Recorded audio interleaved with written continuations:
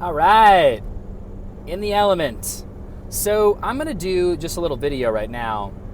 Let you see the outside. I have no updates with the element on this current road trip from Detroit to Tucson. Nothing to say other than currently what's happening is I haven't even hit half a tank yet, and I'm at 195 miles. That's the best so far that I've had with this, which is incredible. Usually it hits half a tank around 140, 150.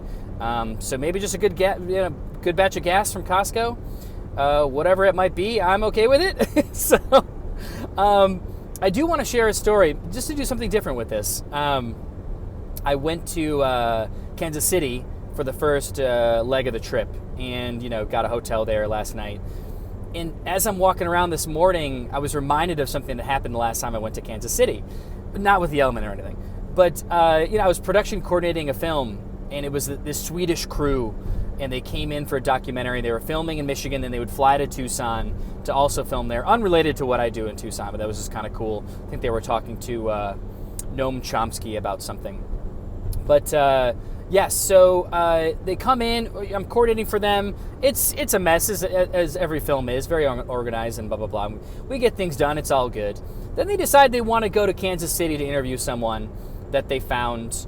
And so they just hop on a plane, and they're like, we have to figure out how to get the gear there because it can't all go on the plane. It's too expensive. And I was like, yeah, it is. And they're like, we'll pay you to drive. Is that cool? I was like, I'll drive, whatever.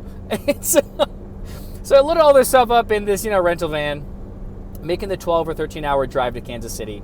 I'm going to get there around 1 o'clock in the morning. And so they're paying for the hotel, all that kind of stuff, all is well. And I've done enough of this, I've been in enough of these situations where I knew that since they're paying for the hotel room, even though it's going to be under my name, a lot of hotels have a problem with that. And they just love to make problems for no reason. And so I tell them, I'm like, hey, make sure to mention that it's under my name, and here's what my name is, and here's what I look like, all good. And they're like, okay, we got you, in their accents. And then I even call the hotel to be like, okay, I'm coming in around 1 or 2 in the morning with all this stuff, and they might be asleep, so I just want you to know that, like, this is my name, I'm under their account, like, just so there's no problems. And they're like, yeah, all good. I talked to they're like, oh, we'll tell the manager, all good. I was like, sweet. So, all is well, get there, show up around 1:30 in the morning. And what's actually kind of cool is I show up and I see outside this guy that I know from Los Angeles, who's a director of photography from Lithuania. And I'm like, what are you doing here? And he's like, oh, they hired me to shoot. And I was like, what? So I guess the director of photography had to go back to Sweden, so they hired this guy. Maybe they just love Europeans. And so it was really cool to just randomly see him. Anyways, so we're talking, and I'm like, I'm going to go check in. Like, we'll load the gear in together. Go to the front desk, and this is the craziest thing. There's like a 16-year-old like punk kid, like however young you're allowed to be to start working. That's how old this child was. And I go up to him. I'm like, hey, man, what's up? He's like, hey. I'm like, hey, this is my name. I'm checking in. I'm under someone else's account. They're paying for my room. But, like, yeah, if you want to just get that started. And he's like, okay, cool. No, I don't see your name. I'm like, yeah, look, man, I know. And I called, and the manager knows. If you want to just get them out here, like, I know it's a whole thing, but I promise, like, people know what's going on. And he's like, no, dude, your name's not on the list. Like, you're not here. And I was like, I am here, I promise. And he just automatically starts getting mad at me. I was like, okay, what? I was like, you know what?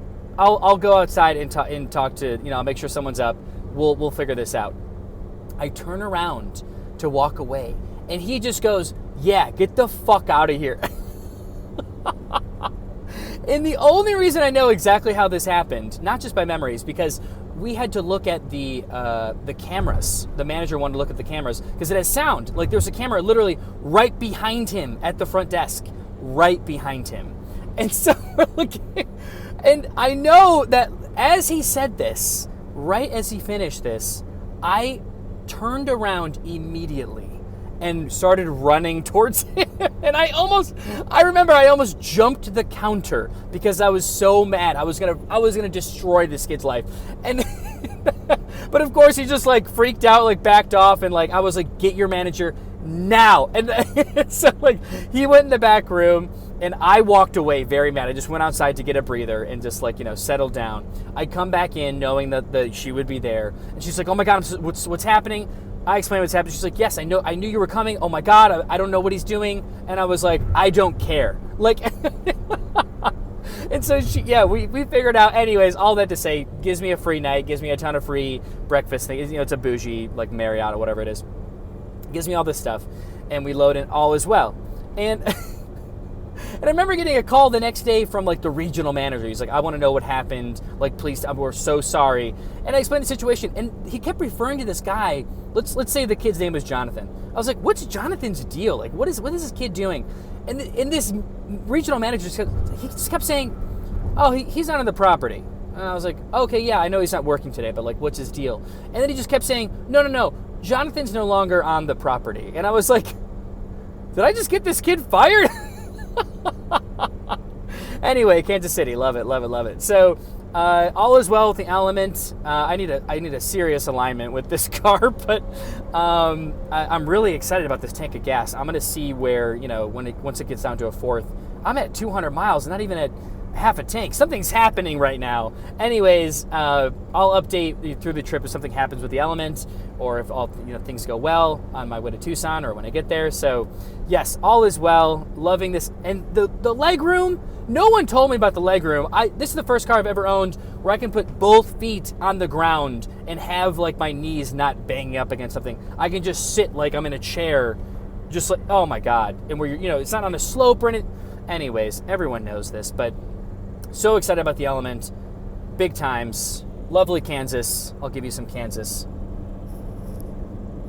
Wow.